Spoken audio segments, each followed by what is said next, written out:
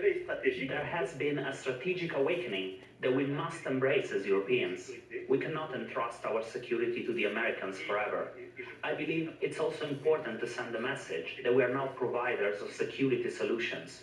This message hasn't always been properly heard or understood, but now that Trump is going not only to withdraw American forces stationed in Europe, there are US soldiers who are going to return home after all, but he will almost certainly ask NATO to share the burden of cost of the security of Europe. Obviously, the Americans will do what they want, but it is essential that Europe takes responsibility for its own security in proper agreement, of course, with the Trump administration. I want to play a little bit of the interview I did with Marine Le Pen, the head of the National Rally, before this election in France in the summer. We are defenders of nations. We want a Europe of nations, a Europe that respects the decisions of the people and not a super technocratic structure such as it exists today. What is she saying? Marine Le Pen has been cautious here because she doesn't want to rock the boat. Her position is certainly not to leave the EU. Nobody wants to leave the EU.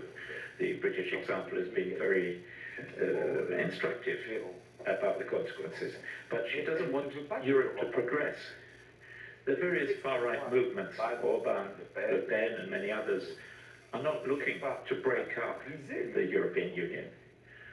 They don't want to upset public opinion after all. But the far right wants to stop the construction of Europe, prevent any further integration, including on the security issue. And they're ambiguous about Russia too, which Orban certainly does not conceal and which Marine Le Pen tries to evade. But we know perfectly well about the links between the far right, the French, the Italian, and obviously the Hungarian far-right groups and others, with Vladimir Putin.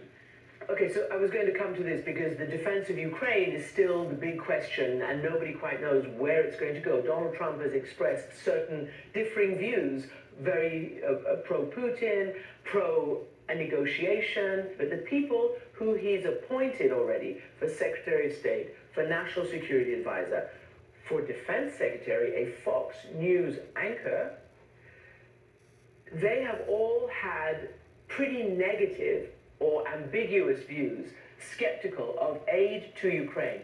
In your opinion, what will happen to Ukraine in this next administration, in the next 6 months?